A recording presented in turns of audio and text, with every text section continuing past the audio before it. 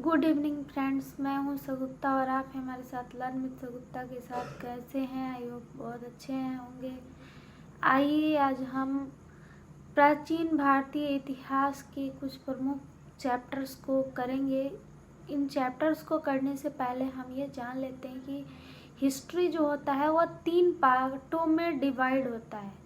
पहला, जिनको हम प्राचीन भारत का इतिहास, दूसरा मध्यकालीन भारत और तीसरा हम जानते हैं एनिशियंट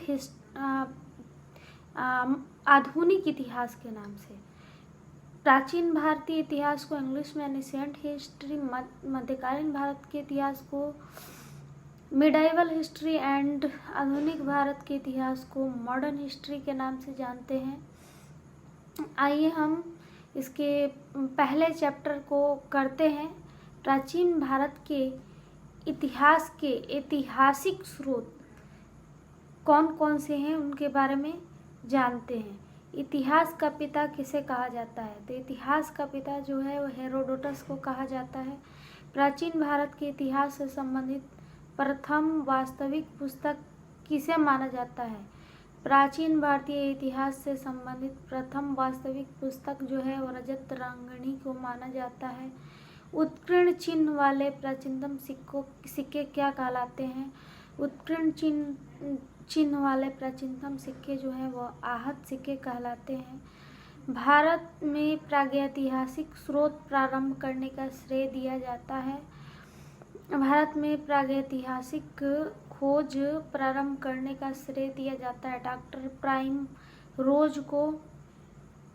प्राचीन भारतीय प्रागैतिहासिक अध्ययन से संबंधित प्री हिस्टोरिका इंडिया किसकी कृति है? स्टुअर्ट पिगमट की।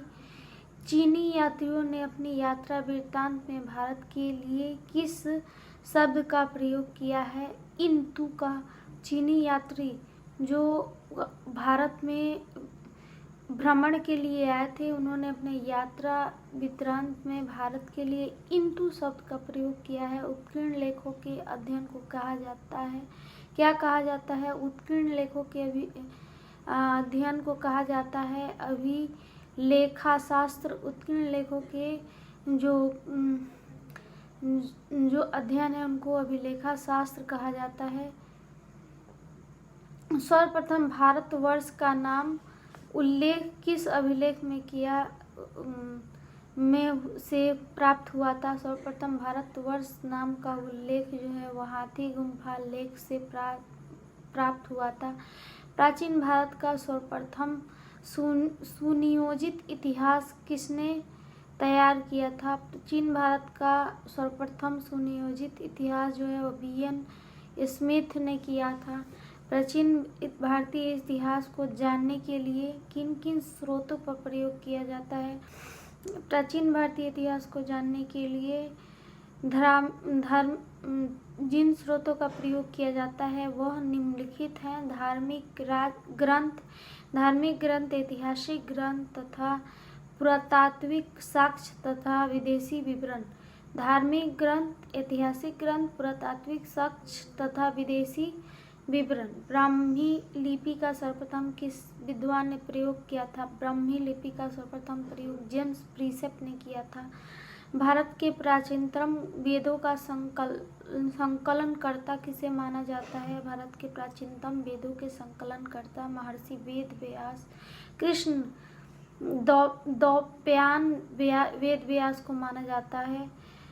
पौराणिक मान्यता के अनुसार भारत के प्राचीनतम राज कौन से हैं? पौराणिक मान्यता के अनुसार वैवस्वत मनु प्राचीनतम राजा है। वैवस्वत मनु। वायु पुराण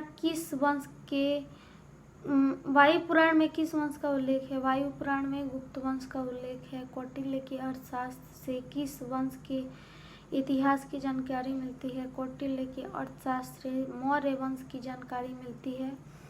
जैन धर्म का प्रारंभिक इतिहास किस ग्रंथ से प्राप्त होता है? जैन धर्म का प्रारंभिक इतिहास जो है वह कल्पसूत्र धर्म ग्रंथ से प्राप्त होता है। मत्स्य पुराण किस ग्रंथ से संबंधित है? मत्स्य पुराण जो है आंध्र सप्ताहन वंश से संबंधित है। विष्णु पुराण किस वंश से संबंधित है? विष्णु पुराण जो है मौर्य वंश से संबंधित है। खरोष्ठी लिपि किस भाषा में लिखी जाती है? तो खरोष्ठी लिपि जो है ब्राह्मी लिपि में लिखी जाती है। खरोष्ठी लिपि लिखी जाती है। खरोष्ठी लिपि जो है वो दाएं से बाएं की ओर लिखी जाती है। नारद स्मृति के किस वंश के विषय में जानकारी मिलती है? नारद स्मृति के विषय में गुप्त वंश से जानकारी मिलती है। स्मृति ग्रंथों में सबसे प्राचीन का प्रमाणिक पुस्तक कौन सी मानी जाती है? प्राचीन स्मृतियों में सबसे प्रमाणिक जो पुस्तक है वो मानी जाती है मनु स्मृति को मानी जाती है। शुंग काल का मानक ग्रंथ किसे माना जाता है? शुंग काल का मानक ग्रंथ मनु स्मृति को माना जाता है। स्त्री को पुरुष की अर्धांगिनी किस वंश में माना जाता कहा गया है? स्त्री को पुरुष की अर्धांगिनी शतपथ ब्राह्मण ग्रंथ में कहा गया है। पूरा लेख विधा से क्या अभिप्राय है? पूरा लेख विधा से क्या अभिप्राय है? तो शिला लेखों का अध्ययन। पुरावशेष का महानतम अन्वेषक किसे माना जाता है? पुरावशेष का महानतम अनुशेषक डार्विन को माना जाता है। इब्न बतूता का यात्रा वृत्तांत किस नाम से जाना जाता है? इब्न बतूता का यात्रा वृत्तांत जो है वह रेहला के नाम से जाना जाता है। हेनसोंग ने किस विश्वविद्यालय से बौद्ध धर्म का अध्ययन किया था? हेनसोंग ने नालंदा विश्वविद्यालय से बौद्ध धर्म का अध्ययन किया था।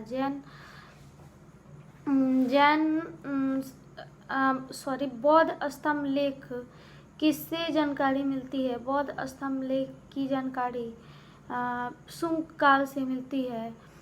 हेनसोंग ने अपनी यात्रा वृत्तांत की वर्णन किस पुस्तक में किया था? हेनसोंग ने अपने यात्रा वृत्तांत का वर्णन CU की पुस्तक में किया था।